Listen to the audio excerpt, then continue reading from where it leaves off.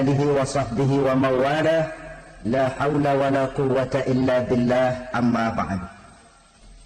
Bapak-bapak, ibu-ibu, saudara-saudara kaum muslimin rahimakumullah. Kapan kiamat itu akan datang? Ini rahasia Allah.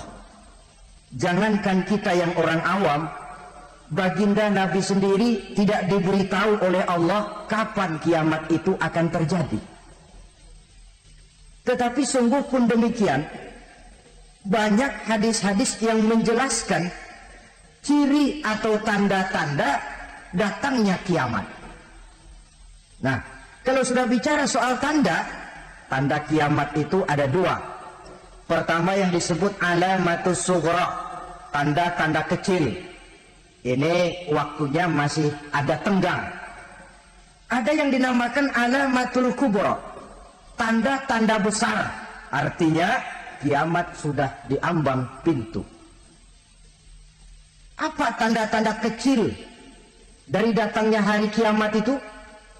Misalnya kata Nabi, apabila ilmu sudah diangkat oleh Allah. Artinya apabila ulama sudah banyak wafat, minat orang belajar agama berkurang, lalu kebodohan nampak merajalela di mana-mana, zina dikerjakan secara terbuka, minuman-minuman keras jadi kebanggaan, itu termasuk di antara tanda-tanda kecil terjadinya hari kiamat.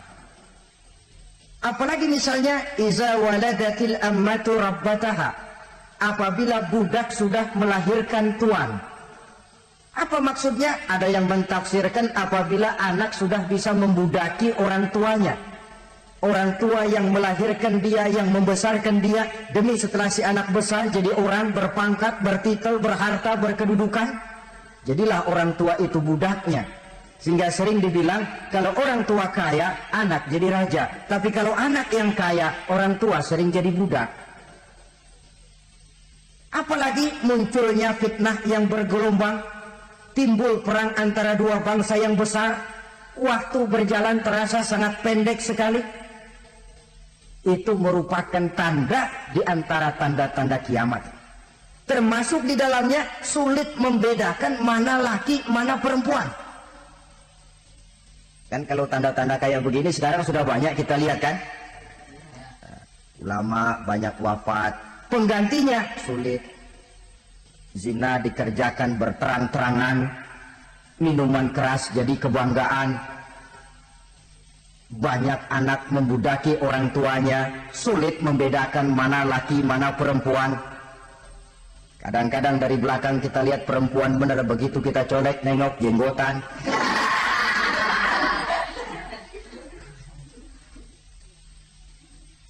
Ini termasuk tanda-tanda kecil, masih ada tenggang sampai akan terjadinya kiamat itu.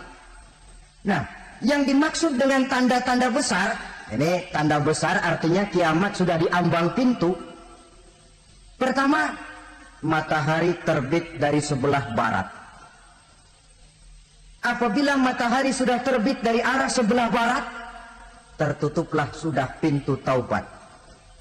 Bersabda Nabi kita, la taqumus sa'atu hatta tatlu'a syamsu min maghribiha.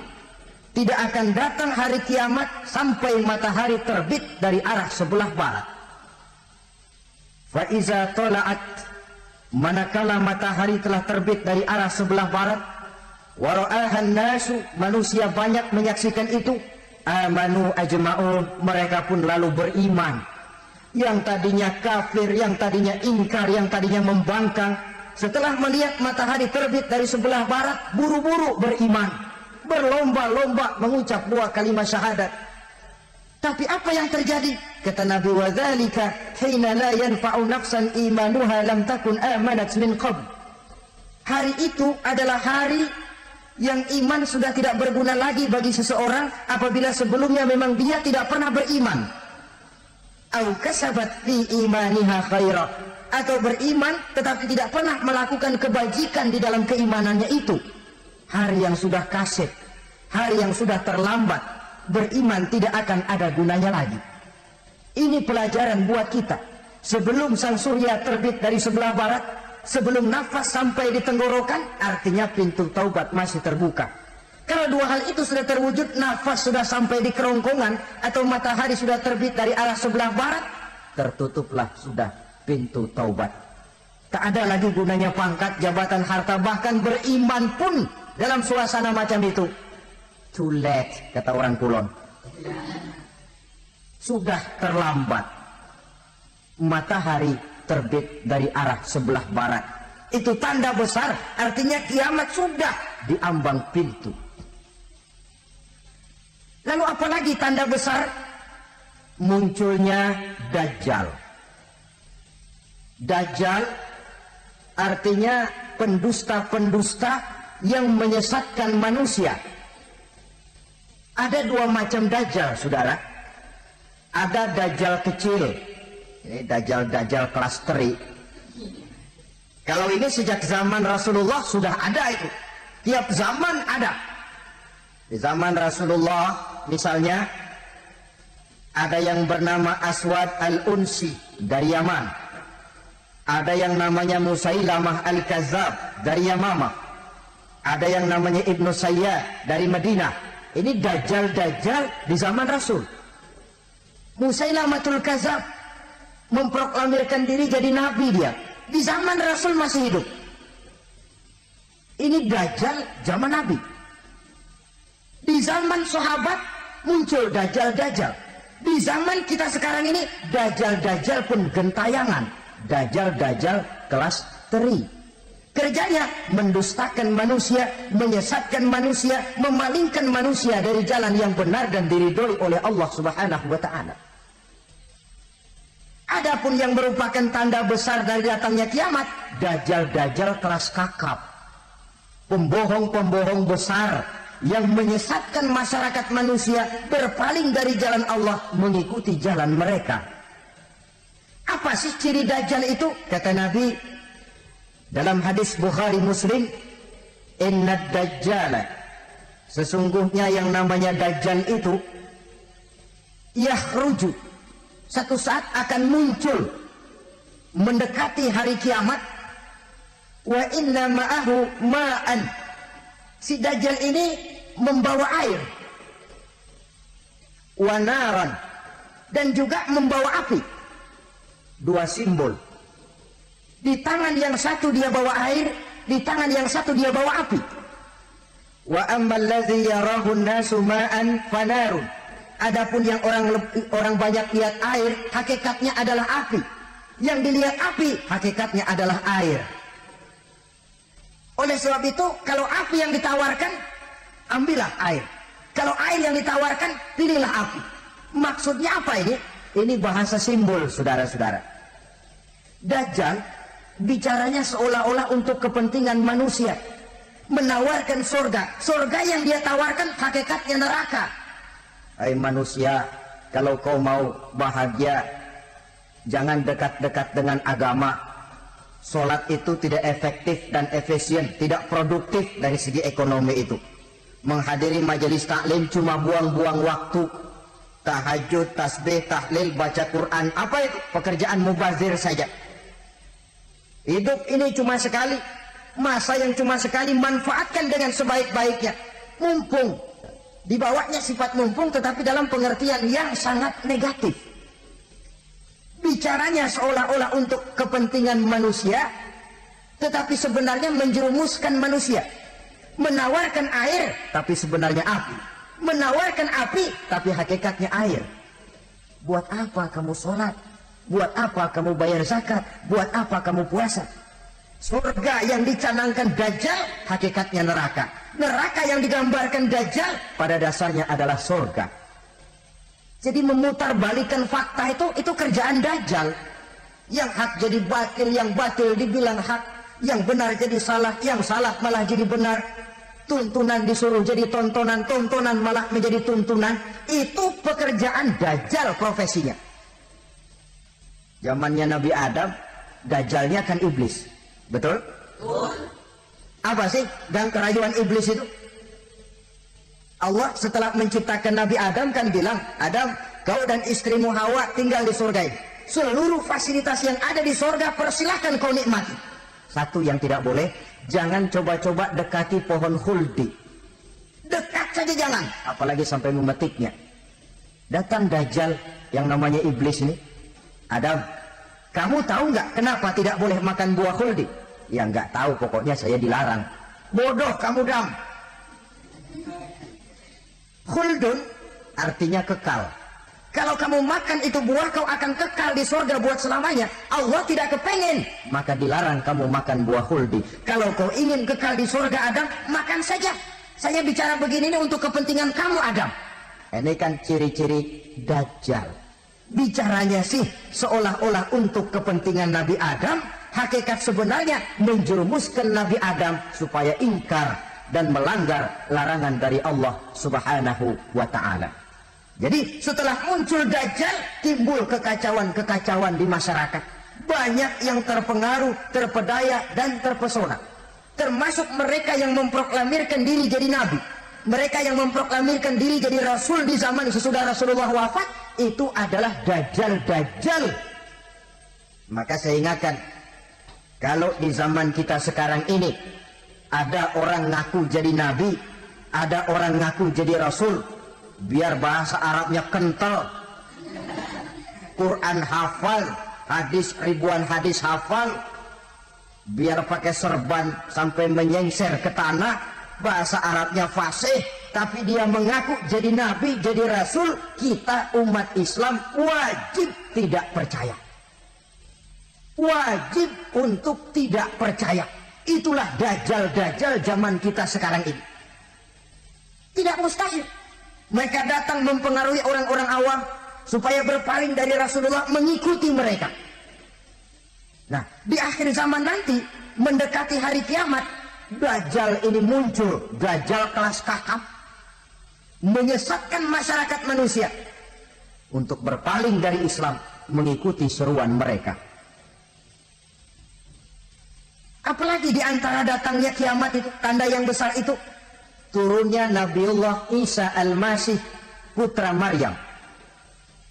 Menurut berbagai hadis yang sahih, Nabi Isa Al-Masih nanti akan turun lagi. Tidak membawa risalah yang baru, tapi meluruskan risalah Islam ini yang telah banyak ditinggalkan oleh masyarakat. Bahkan ada hadis menjelaskan beliau akan membunuh Nabi, mematahkan kayu-kayu salib, lalu melaksanakan haji dan umrah mengikuti syariat Nabi Muhammad, bukan membawa agama baru. Menjadi semacam mujaddid, reformer, menyelamatkan manusia dari bisikan Dajjal. Bahkan ada riwayat yang menjelaskan bahwa Nabi Isa berhasil mengalahkan Dajjal, mengembalikan masyarakat manusia kembali kepada ajaran Islam yang datang dari Allah, dibawa oleh Rasulullah Sallallahu Alaihi Wasallam. Dengan kata lain, turunnya Nabi Isa bukan sebagai Nabi dan Rasul baru, tetapi mengikuti syariat Nabi kita Muhammad Sallallahu Alaihi Wasallam. Saudara hadirin, ibu-ibu hadirat yang saya hormati, kemudian apalagi di antara tanda-tanda besar akan datangnya kiamat itu? Keluarnya asap atau awan. Kata Nabi, inna min asrati sa'ah duhanan yamla'u ma bainal masyriqi wal maghrib. Di antara tanda-tanda kiamat, munculnya awan atau asap yang memenuhi antara langit dan bumi. Ini pun diperkuat dalam surah Ad-Dukhan ayat 10. Fartaqib yawma ta'ti as-sama' bidukhanin mubin wa yughshan nas hadza 'azabun alim. Bagi orang-orang yang beriman, mereka biasa-biasa saja. Tapi bagi orang kufur, datangnya asap dan awan ini merupakan azab yang kelewat pedih. Barangkali sedikit mendekati gambaran tentang azab yang pedih ini, saya ingatkan alam pikiran kita kepada peristiwa yang belum lama terjadi. Pernah dengar berita bocornya reaktor nuklir di Chernobyl, Uni Soviet? Pernah dengar? Bocornya reaktor nuklir di Chernobyl yang mengakibatkan ratusan bahkan sangat mungkin ribuan nyawa. Cuma satu reaktor. Bagaimana kalau seluruh cadangan nuklir yang dimiliki oleh para negara adik kuasa ini diledakkan?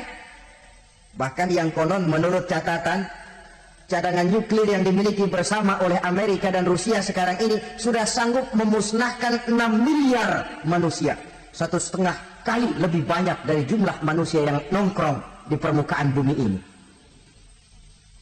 Saudara-saudara hadirin yang saya hormati, lalu saat mendekati hari kiamat, apalagi tandanya?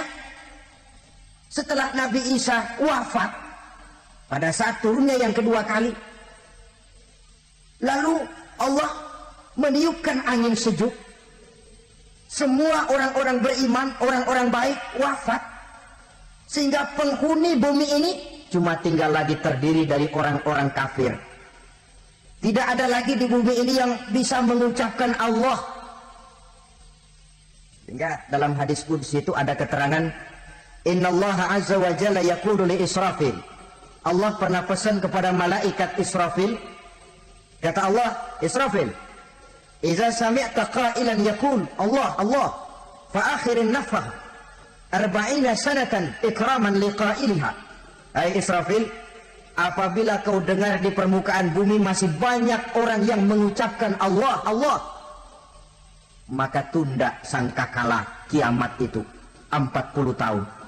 Untuk apa? Ikraman liqailiha, menghormati orang yang mengucapkan Allah Allah itu. Wah, jadi karena sekarang masih banyak yang mengucapkan Allah, besar hatilah kita, masih jauh kiamat itu. Tapi jangan lupa, kiamat pribadi, kiamat kecil itu yang nggak kita sangka-sangka. Ajal datang mencabut nyawa, itu kiamat pribadi, dan itu yang pasti kita hadapi, dan itu yang membuat kita tidak boleh bersikap main-main di dalam kehidupan sekarang ini. Saudara hadirin yang saya hormati, tidak ada lagi orang-orang muslim, seluruh penduduk dunia ini kafir. Lalu terciptalah struktur sosial yang berlandaskan prinsip hidup semau gue. Bakal terjadilah prinsip di mana yang kaya menyantap yang miskin, yang kuat menindas yang lemah.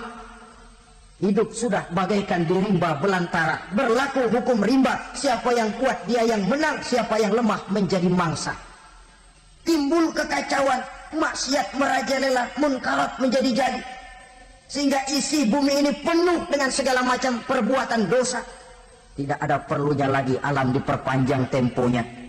Datang saat yang sudah dijanjikan oleh Allah Azza wa Jalla, maka terjadilah yang disebut kiamat kubra, kiamat besar, kiamat ancur-ancuran. Bagaimana kejadian ini dimulai? Dalam surah Az-Zumar ayat 68, Allah Subhanahu wa taala berfirman, "Wa nufikha fis-suri fasa'iqa man fis samawati wa man fil ardi illa man sya'allahu." Maka manakala ditiuplah sangkakala, terkejutlah seluruh yang ada di langit dan seluruh yang ada di bumi. Bila saat kiamat datang, Allah perintah malaikat Israfil, Israfil, tiup sangkakalamu. Ditiuplah sangkakala oleh malaikat Israfil. Yang akibat daripada tiupan itu, seluruh yang ada di langit, seluruh yang ada di permukaan bumi terkejut. Yang ada di langit siapa? Malaikat kan. Bayangin aja kalau malaikat kaget, apalagi kita. Terkejut seluruh makhluk yang ada di bumi, yang ada di langit mendengar suara sangkakala itu. Bunyinya tidak sanggup kita bayangkan dahsyatnya. Ledakan nuklir, ledakan neutron, belum apa-apa ketimbang bunyi sangkakala malaikat Israfil ini. Nah, lalu mendengar bunyi sangkakala ini, gemparlah makhluk, kacaulah alam.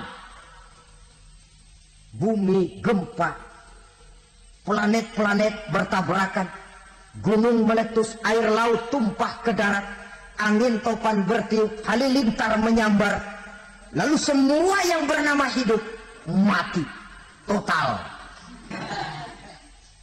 Mati bareng tanpa persiapan. La haula wala quwata illa billah. Saya kadang-kadang dalam tafakur bermohon, ya Allah, mudah-mudahan saya nggak nemuin kiamat beneran. bisa kita bayangkan macam apa suasana mak seperti itu. Allah saja banyak memberikan gambaran, misalnya Al-Qari'ah, wa mal Qari'ah, wa ma adraka mal Qari'ah. Kejadian yang menggemparkan. Tahukah kamu apa kejadian yang menggemparkan itu? Yauma yakunun nasu kal farasil mabsus wa takunul jibalu kal ihlil manfus. Pada saat itu manusia berterbangan bagai kupu-kupu. Gunung berterbangan seperti kapas ditiup angin. Gunung saja macam kapas, konon lagi manusia. Kematian total, mulai semut sampai gajah mati, jin mati, iblis mati, malaikat mati. Malaikat saja mati.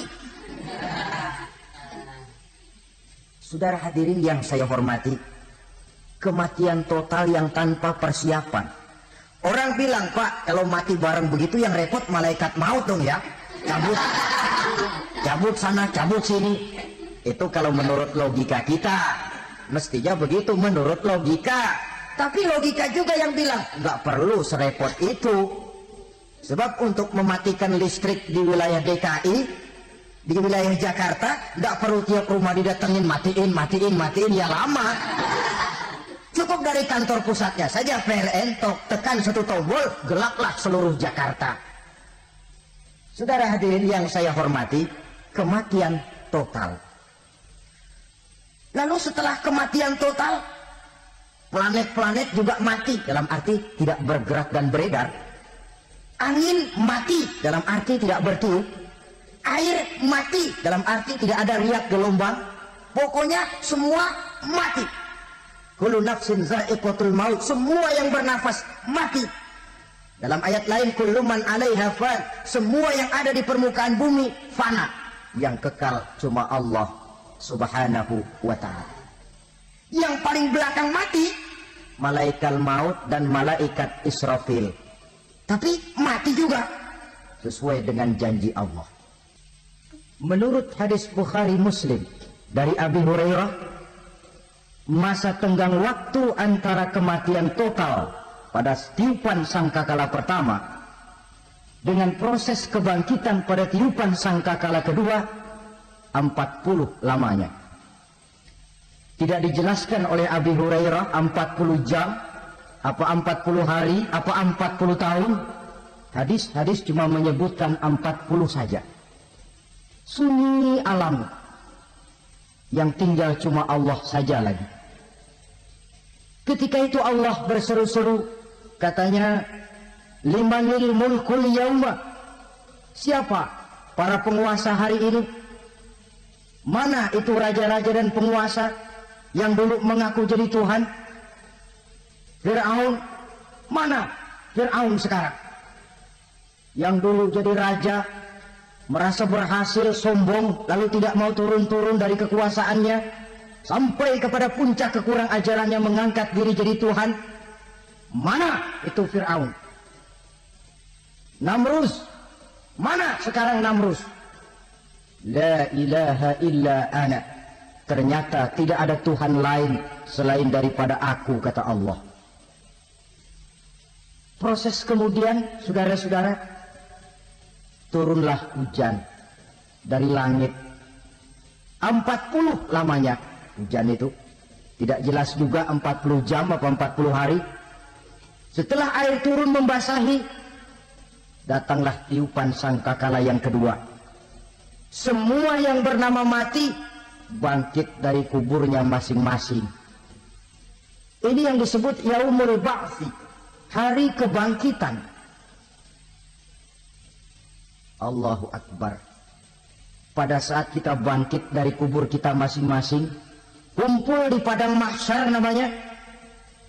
Bayangin aja, saya sendiri nggak sanggup bayangin. Manusia sejak zaman Adam sampai zaman kiamat kumpul bareng di tempat sama. Berapa banyaknya itu?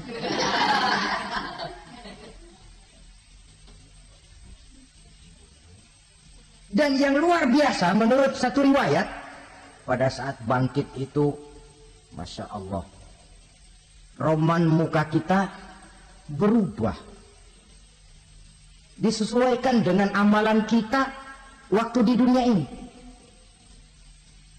Barang siapa yang waktu di dunia amalannya itu amalan tikus, di akhirat nanti dia bangkit dari kubur, mukanya seperti muka tikus. Gagah betul badannya, tapi mukanya seperti tikus. Kenapa? Amalannya waktu di dunia seperti amalan tikus. Apa amalan tikus itu? Suka ngegragoti barang yang sudah disimpan rapi-rapi.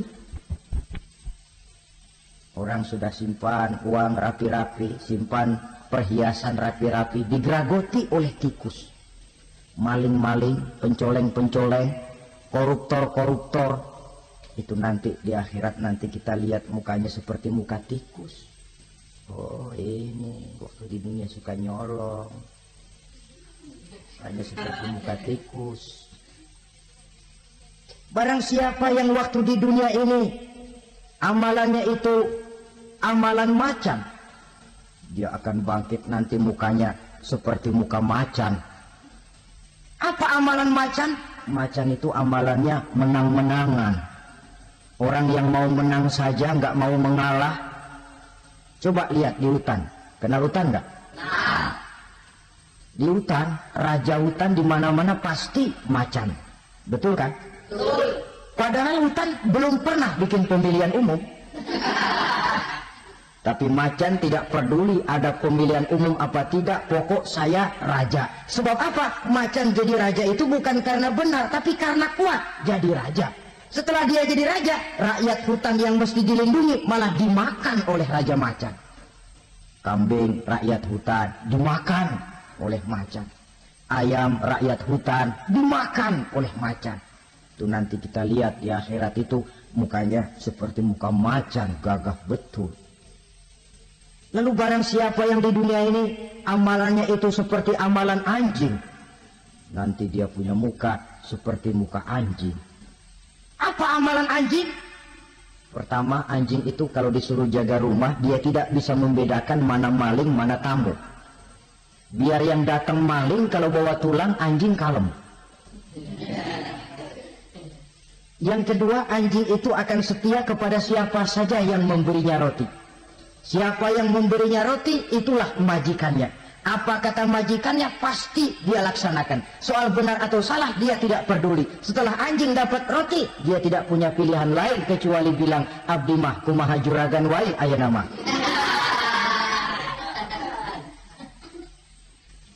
Saudara hadirin yang saya hormati, berkumpul di padang mahsyar, tiap orang sibuk dengan persoalannya masing-masing.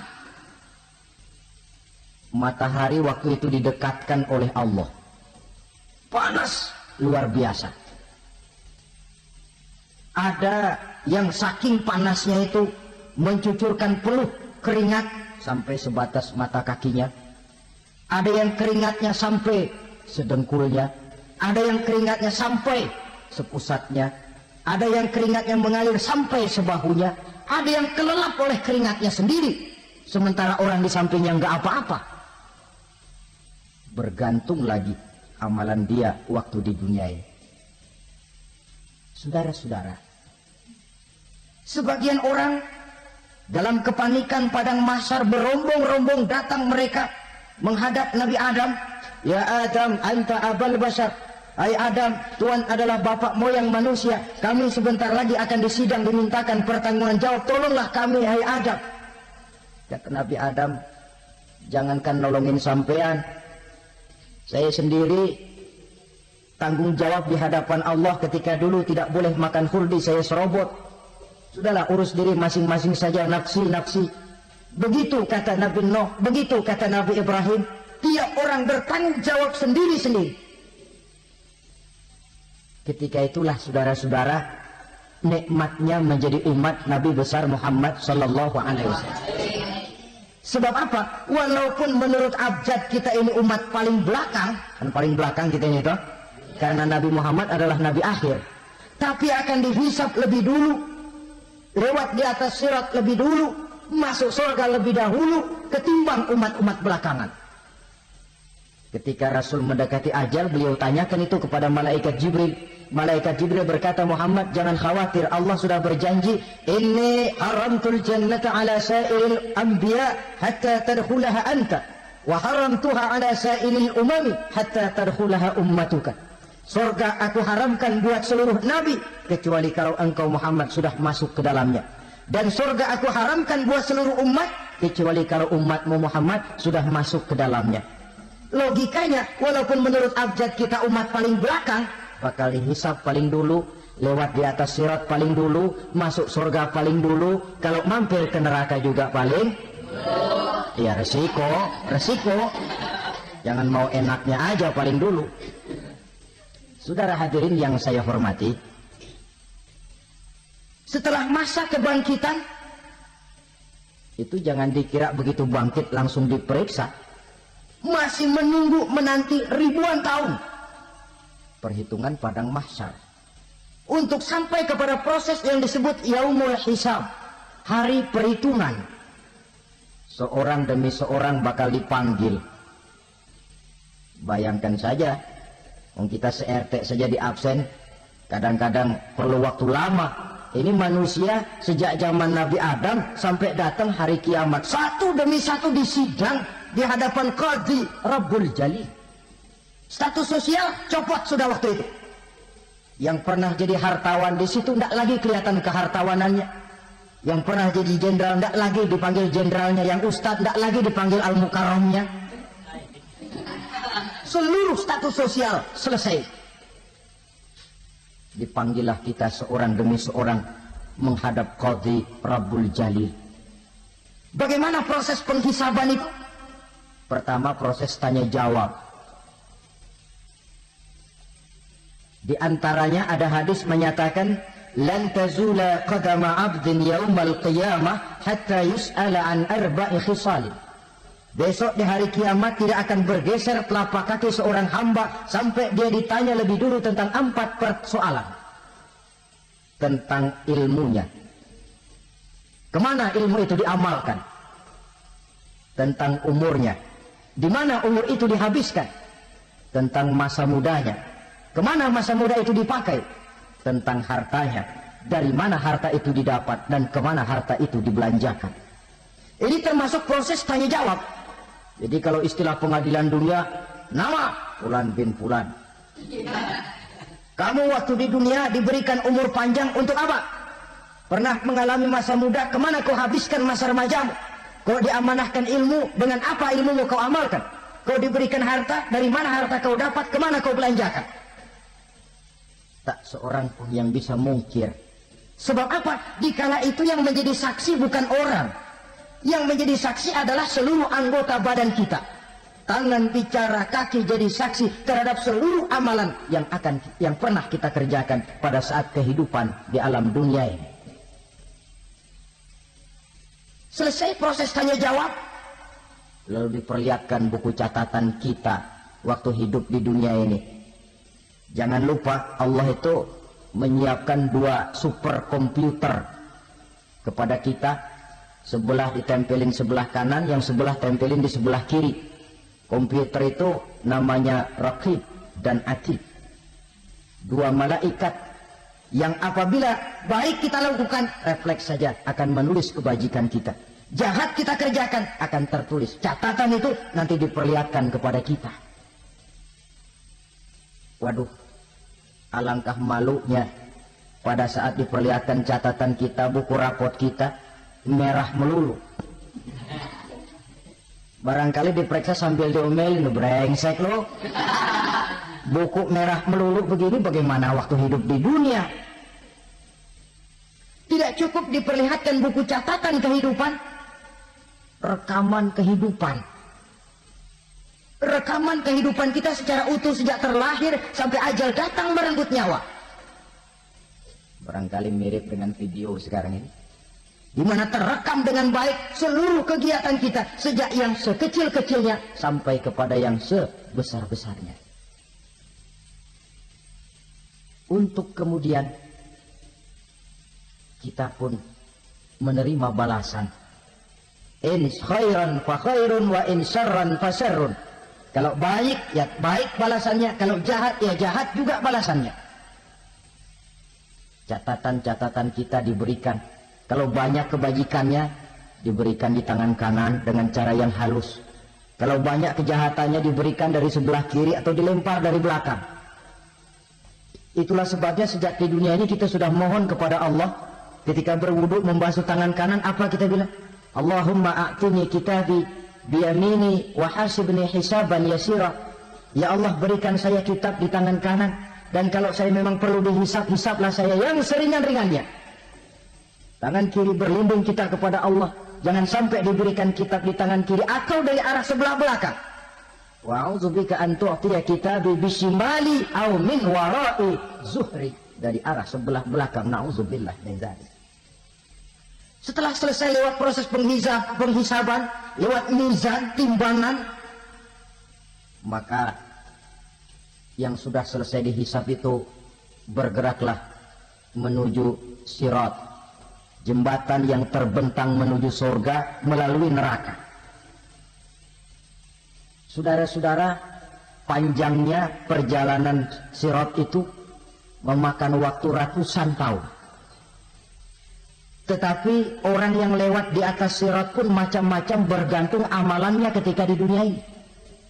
Ada yang lewat di atas sirat itu kalbarkil khatib, seperti kilat yang menyambar, lep, sudah sampai dia di surga.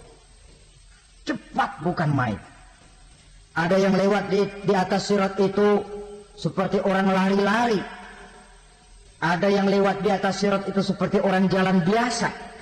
Ada yang sambil merangkak, ada yang sambil ngesor, ada yang sambil gelayutan, ada yang selamat sampai ke ujung ke surga, ada yang tergelincir jatuh masuk ke dalam neraka, bergantung amalannya dalam kehidupan di dunia sekarang ini.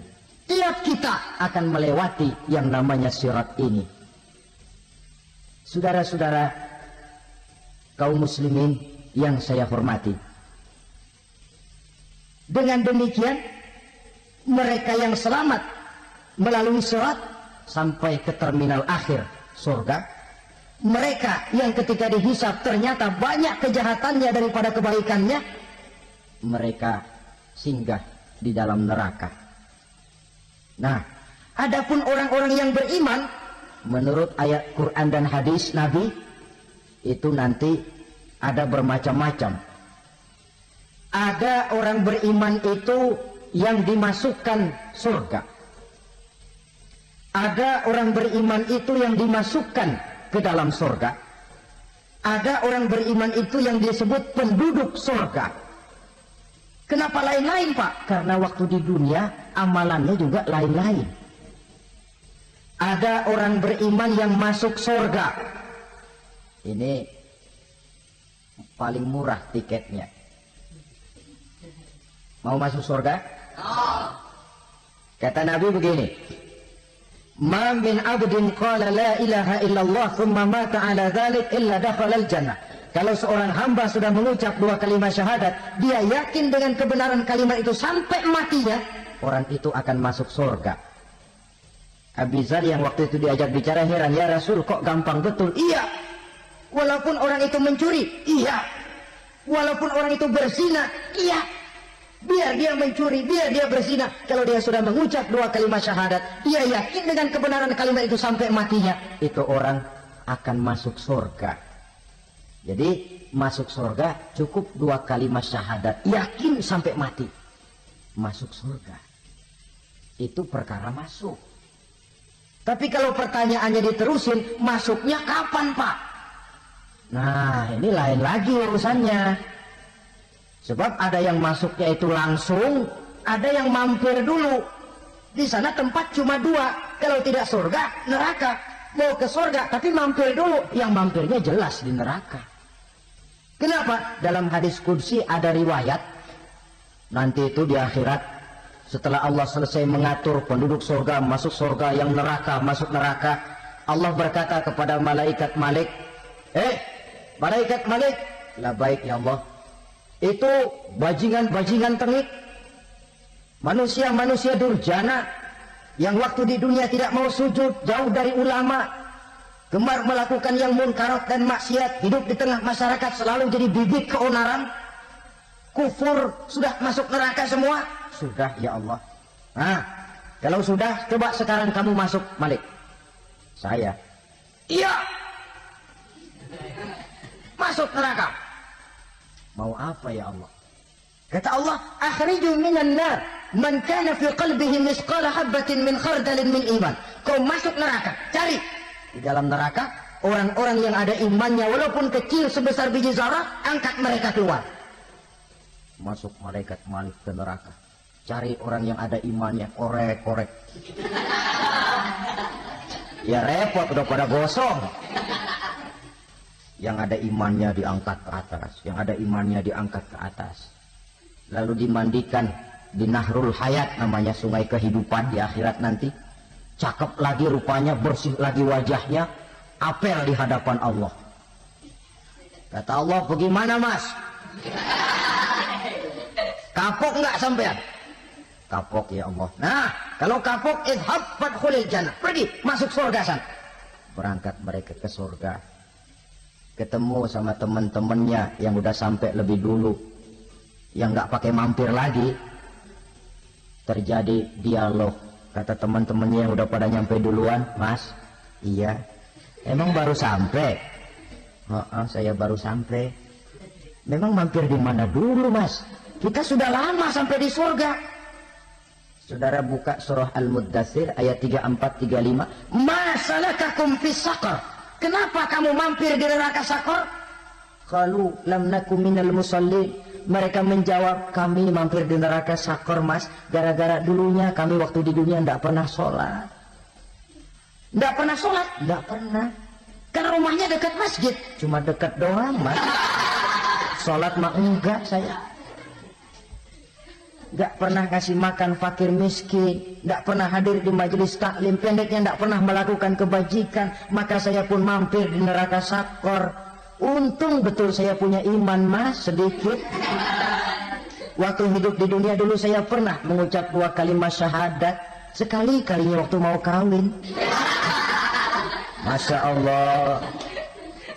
Untung saja kawin, kalau nggak kawin polos. Itu juga pengurus sudah setengah mati ngajarin. Asyhadu alla, asyhadu an, asyhadu an.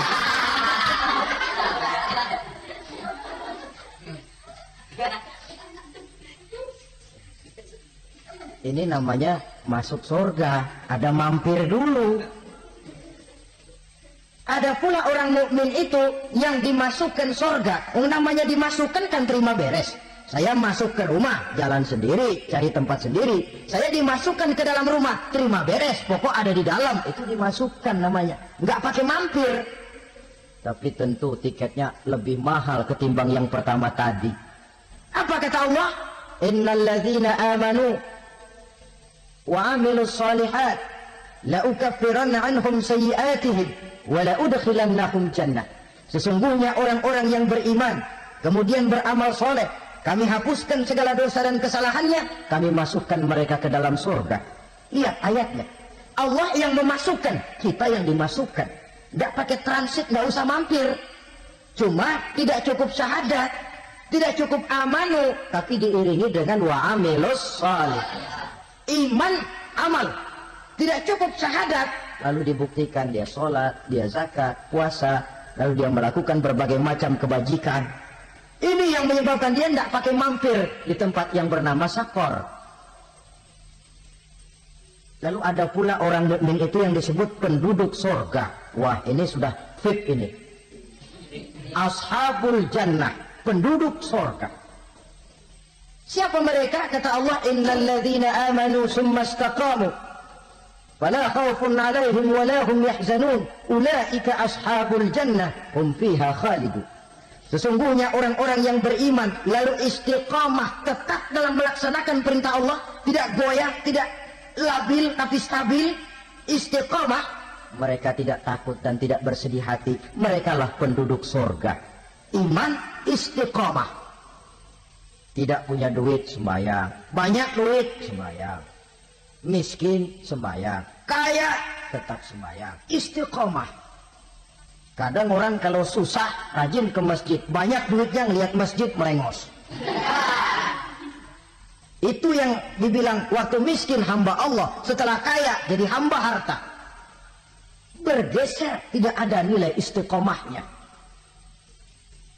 Saudara-saudara, dengan begitu penduduk neraka itu dua. Ada penduduk permanen, ada penduduk yang semi permanen. Yang semi permanen orang-orang beriman yang mempunyai dosa besar. Mereka masuk ke neraka untuk menerima azab sesuai dengan dosanya. Bila selesai masa azab itu, mereka akan diangkat untuk ditempatkan kembali ke dalam surganya Allah Subhanahu wa ta'ala. Nah, dikala itulah saudara-saudara, ada yang disebut syafaat dari Rasulullah Sallallahu Alaihi Wasallam. Tapi tentu jangan lupa, syafaat ini ibarat kain menambal dia. Kita punya kain bolong-bolong sedikit, syafaat yang menambal. Sholat kita ada kurang dikit, sedekah kita ada campur riak dikit, amalan kita ada tidak karena Allah dikit, kita berharap syafaat. Jadi biarlah kain masih bolong-bolong, yang penting punya kain. Tapi kalau kainnya tidak ada, yang ditambal apanya? Sholat tidak, puasa tidak, zakat tidak, berharap syafaat saja, terlalu berlebihan itu. Saudara hadirin yang saya hormati, apabila selesai proses penghisaban, proses penghitungan, maka dikala itulah manusia terbagi dalam dua kelompok besar. Fariqun fil jannah wa fariqun fis sa'ir. Sekelompok orang-orang beruntung yang masuk ke dalam surga, dan sekelompok lagi masuk ke dalam neraka. Akan memakan waktu untuk menceritakan sifat surga dan neraka, tapi insya Allah pada kesempatan pertemuan lain saya sampaikan. Namun sebagai gambaran umum cukuplah saya sampaikan sebuah hadis qudsi. Allah jelaskan, a'dadtu li'ibadiyas salihin ma la 'ainun ra'at wa la uzunun sami'at wa la khatara fi qalbil bashar. Aku sediakan buat hamba-hambaku yang soleh, yang tidak pernah terlihat oleh mata, tidak pernah terdengar oleh telinga, dan belum pernah terdetik dalam hati manusia. Jadi kenikmatan surga belum pernah dilihat mata, belum pernah didengar telinga, belum pernah terdetik dalam hati. Pedihnya azab neraka belum pernah terlihat mata, belum pernah terdengar telinga, belum pernah terdetik dalam hati. Saudara hadirin yang saya hormati, oleh karena itu sebagai uraian akhir daripada kiamat ini, marilah sama-sama kita memanfaatkan hidup dengan sebaik-baiknya, supaya jangan timbul penyesalan di hari kemudian nanti. Mudah-mudahan kita seluruhnya diselamatkan Allah dari azab neraka dan mendapat surga dan ridhonya. Sekian dan demikianlah pertemuan kita kali ini. Terima kasih banyak atas segala perhatian. Mohon maaf atas segala kekurangan. Usikum wa nafsi bitaqwallah. Wassalamualaikum warahmatullahi wabarakatuh.